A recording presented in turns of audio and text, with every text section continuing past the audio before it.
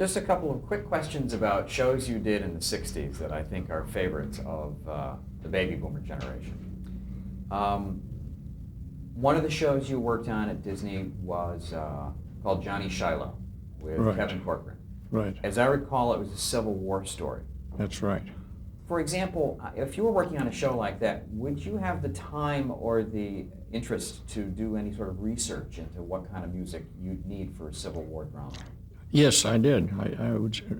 I checked. We had a library at the studio that had Civil War songs, and we had all kinds of references there.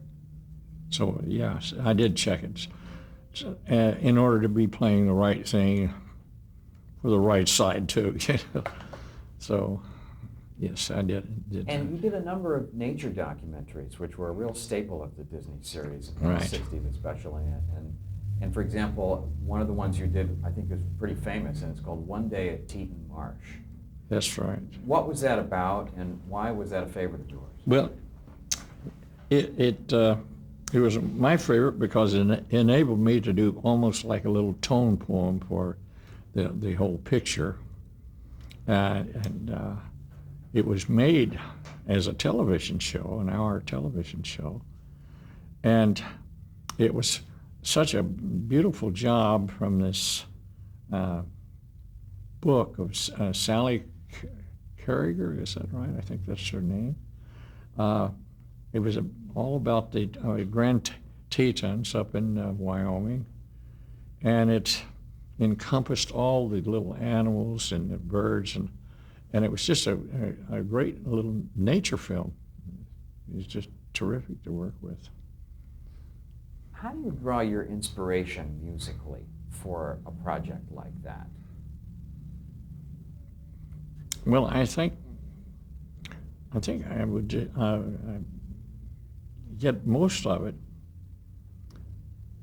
by going back to things that I know that has worked before, that you can twist a little bit, because I have a certain little sound that I would write for a reindeer that I know from the past that it worked well. Not that you're writing the same thing again, but the same type thing. And you see like little birds, or even little bugs and ants and things. You know that can be kind of cute and lively and bright and busy, and so you get little formulas that work well for that. And then if you get real lucky, you can work a theme that you can encompass these different moods and still be playing the same theme. How were you guys assigned, you composers assigned? I mean, who would make the decision as to let's give Buddy One Day at Teton Marsh, but let's give Paul something else? Who decided that? Usually the director. I had about eight or nine directors at Disney that would ask for me. In fact, one of them, Jim Algar, he would wait until I would get off a project before he wanted to give it to anyone else, which was very flattering, because some of my best work I did with him, I think. But usually, if a feature came up, the director of it, over there it was almost like producer-director, would request Paul, when can Paul do this? Or Ollie Wallace, he did a lot of the nature things, and he would want Ollie for that. So there's been a few times where they would want someone else, and they wouldn't be available for a while, and then they say, well, how about Buddy, can he do it? Yeah. So we passed it around. It wasn't that I would do it any better or worse than anyone else. It was just the time element. Yeah. And most of them felt that way. It didn't. They had their preferences, but they weren't dead set on it, you know. In reviewing your list of shows, it seems to me you did an awful lot of the Ludwig von Drake shows, too. I think I did all of those.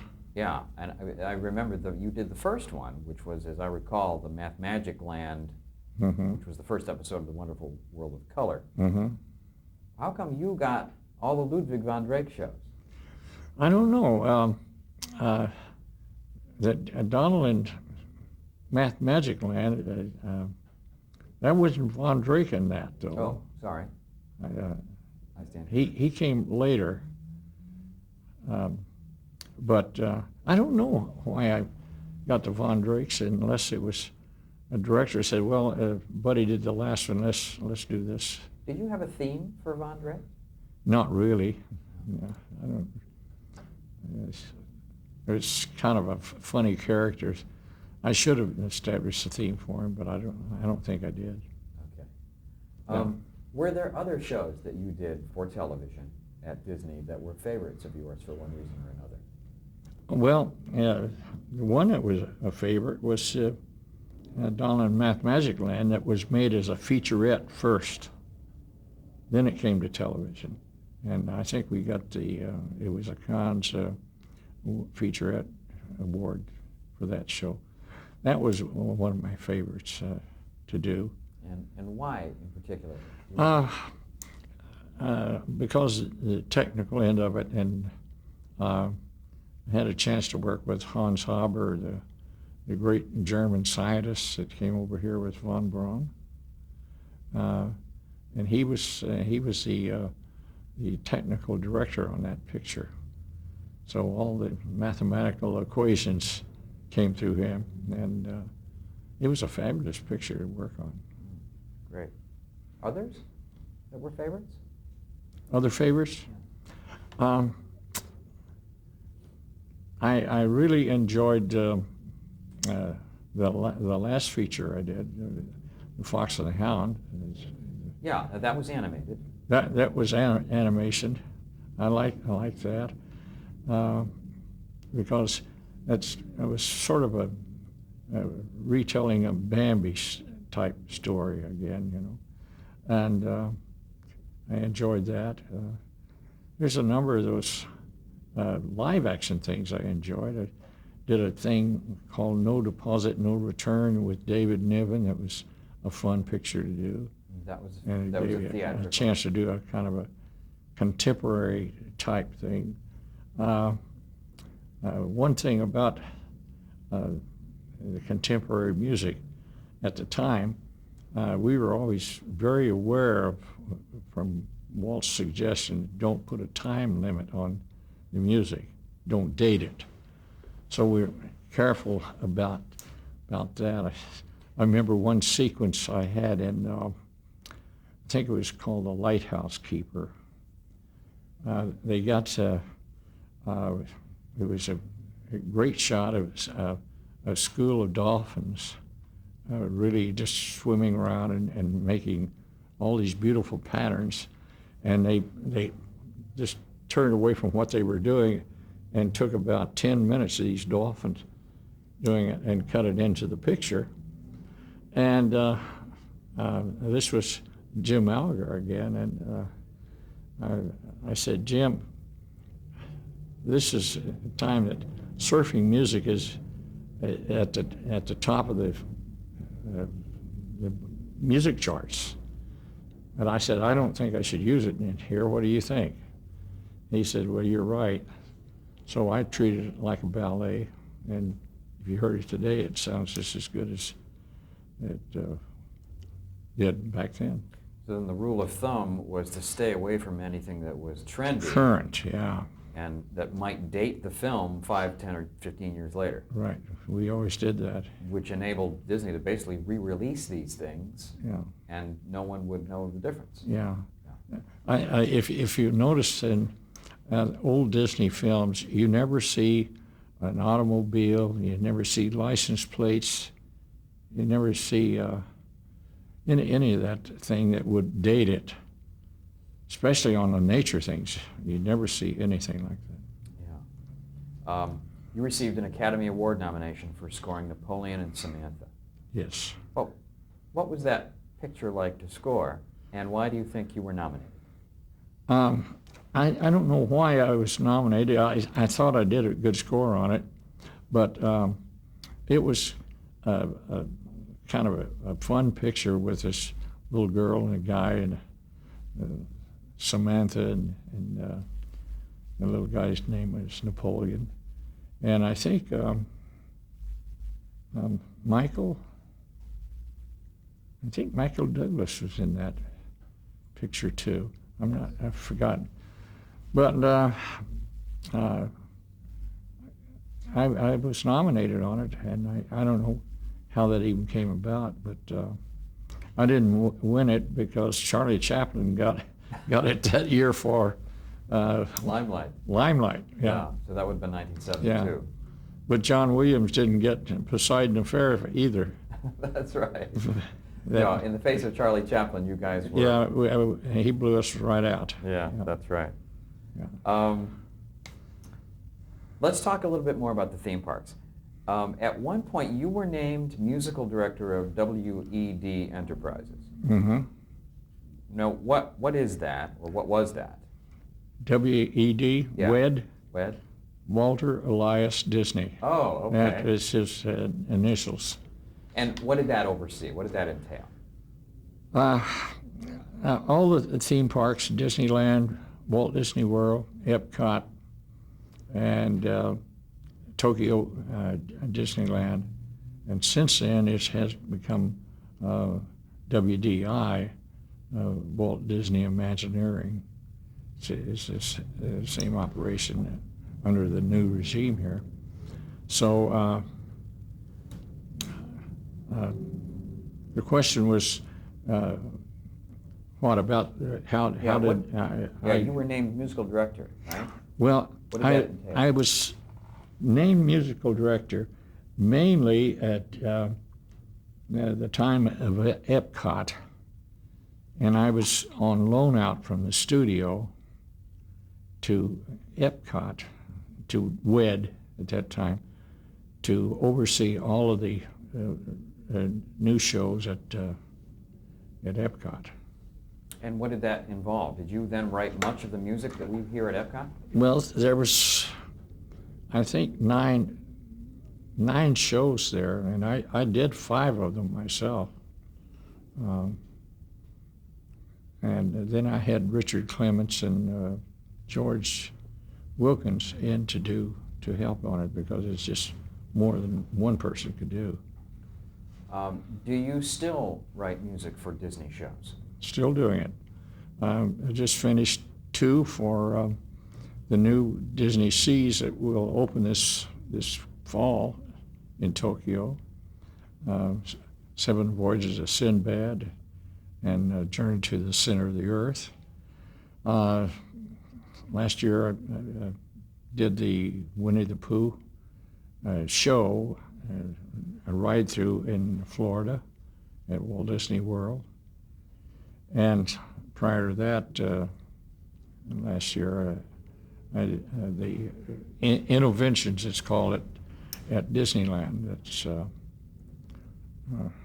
opened up. So I've done 4 of those shows in the past couple of years. So they continue to call you for music for the theme parks? Right. How complicated do those jobs get?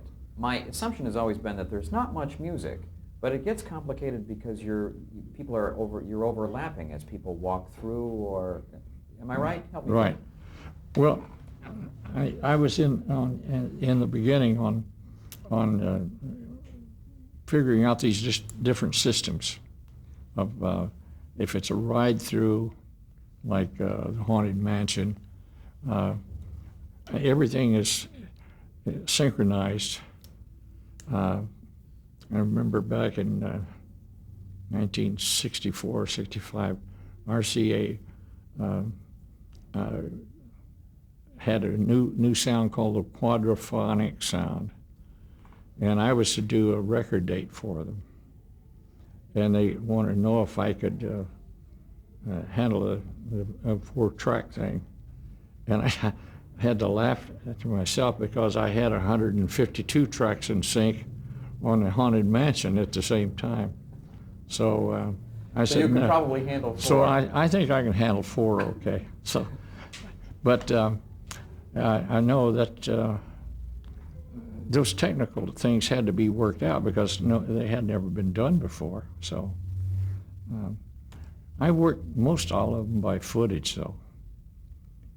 And Bill Justice, who did a lot of the programming, he also worked in footage, so it was easy if I knew what footage the audio animatronic figure was moving. I had to be careful to be sure that I didn't pick tempos that were too fast for a character, that they just couldn't move it that fast. But all those things had to be considered.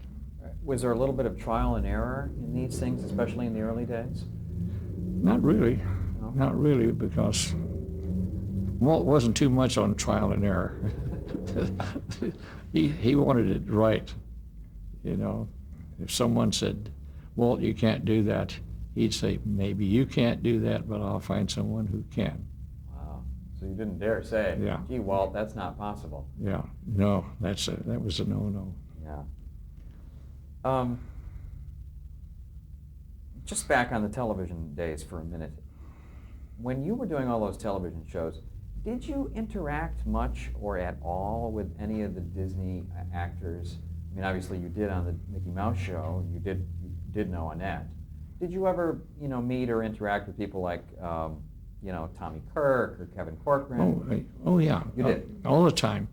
And even Fess Parker, he did another show after Davy Crockett, and what was that called? I've forgotten, but I did that show with him. And to this day, I'm in touch with Fess. No kidding. And I see some of the Mouseketeers, like Bobby Burgess. I see him quite often, and little Sharon. And Annette is not real healthy these days, so don't see her much anymore. But I see quite a few of them. But I'm assuming they have fond memories of working with you on the old show. Yeah, we all enjoy meeting up with each whenever we can. What about the voiceover talent on some of the animation? Were you ever involved with that, or were they long gone by the time you came on the project? I was involved if there was a song involved in it, like on Fox and the Hound, for example. Pearl Bailey sang some songs. Jim, what's his name here? A songwriter. He's down at Branson, Missouri now. Jim Dale? Stafford. Jim Stafford. Yeah. He was one of the voices there. Just sang some stuff. But that's my only involvement would be with, in case there's a song. Okay. Were there any of the Disney writers or directors that you worked with whom you had special relationships with? Well, I mentioned Jim Alger. I used to be very close to Hamilton Lusk, Ham Lusk, and Les Clark was one of the original 9 old men. Wooly Reitherman, I worked with him a lot. But there was always 3 or 4 that Jim Alger would actually wait till I could do his picture. Yeah. Yeah. 28 years with Disney. Longer if you count the fact that you've stayed on doing freelance projects since then. How would you sum that up? Would you say that Disney was one of the most important experiences in your life? Yes, definitely. Like I said earlier, the comments were made, why do you get yourself tied up with this? And I don't think I even questioned it then that it was an opportunity to work with Walt. There's no doubt about Walt being a genius in what he did, and so I look forward to it, and I've never regretted anything about that studio. A good deal of your life today is involved with education. Right. How did you get involved with USC, and what exactly are you doing at USC now?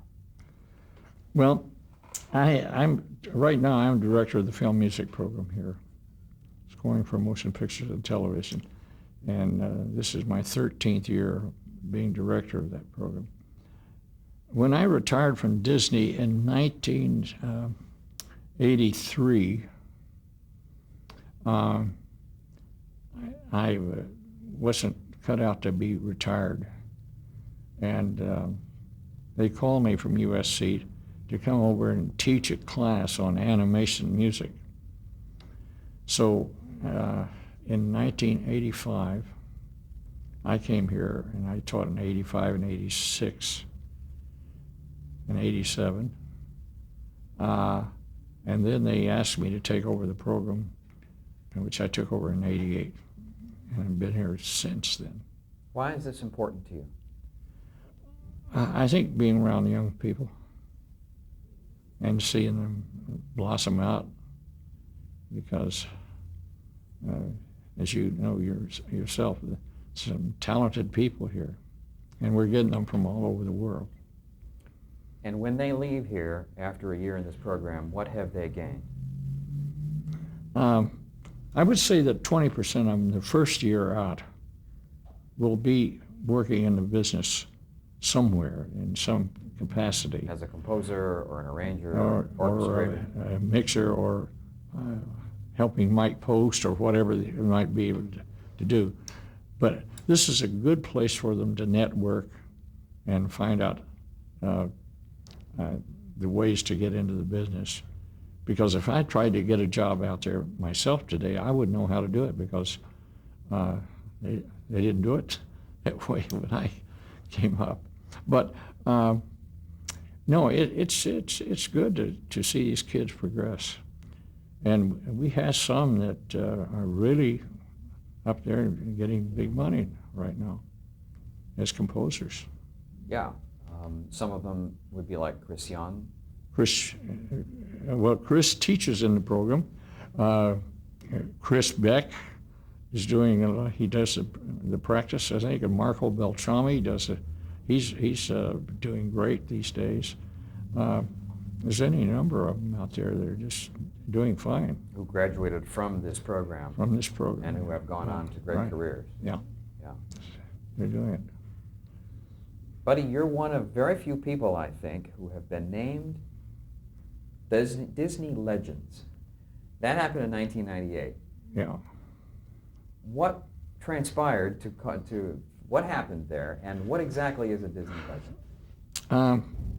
There's a committee that was formed when the Eisner Group took over to honor outstanding people with the company, and some of them weren't Disney employees except on call, but they had worked in a lot of Disney pictures, and their names became familiar with Disney projects, and I think that's the way it happened. So they have this committee, and they choose, I think it's 8 or 10 people each year to become a Disney legend. And as such, your name is your face, actually, isn't it? Is it more than just your name? It's actually sort of in bronze down on the studio? And your handprints. Yeah. God, how does that feel? It's nice. I'm right next to Haley Mills down there, and so yeah, it's quite an honor.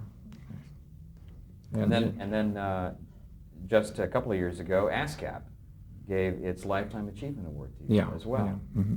Right. God, how did that feel? Well, it felt good. Only the lifetime achievement, sometimes I think, well, what does that mean? It's all over? So, no, that's very nice. But of course, it's not over because you're still writing music. yeah, Still working at still Disney. at it. And teaching. Yeah. Is there anything else you're doing these days? Well, next month, going back to New York, and I'm for the third year now. I'm doing a week workshop at NYU on film music, and this year will be ASCAP's going to be tied in with us back there, so I'll be doing that. Actually, it's the first week of June, so that's fun to do too. Just one more quick question about Disney. When Walt passed away in, I guess, 1966, Mm-hmm. did that change the company? Did that change anything about your job or what you had to do, or was it just different to work there? No, that's a good question.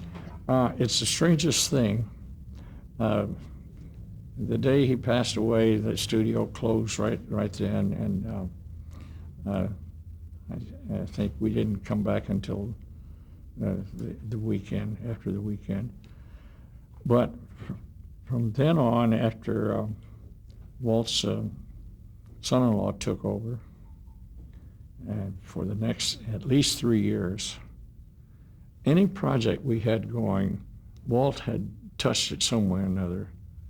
And a common remark was, well, Walt wants this. So for at least 3 years, we all spoke as though he was still right there. Yeah. Yeah, he was a strong man. Okay. Let's pause there for a second. Okay. What, Buddy, is the Buddy Baker style of music? Could you define it? Not really, unless I would define it out of the French school of music. I have a tendency to lean toward that. You mean like Debussy? Or Ravel, Ibert, maybe Saint-Saëns too. Interesting. And that's because those composers influenced you more? I think it's because their music is so descriptive, and that's the romantic era of music. And I think all those French composers were movie composers and didn't even know it, you know. That's great. And their style and your style is therefore so applicable to film. Right. Another that I'm sure never knew he was a film writer was Respighi. The Fountains of Rome and all those are so descriptive. Yeah. Oh, interesting. Okay. Well, this has been great. Buddy Baker, thank you so much. Thank you, John. This is great. Enjoyed it.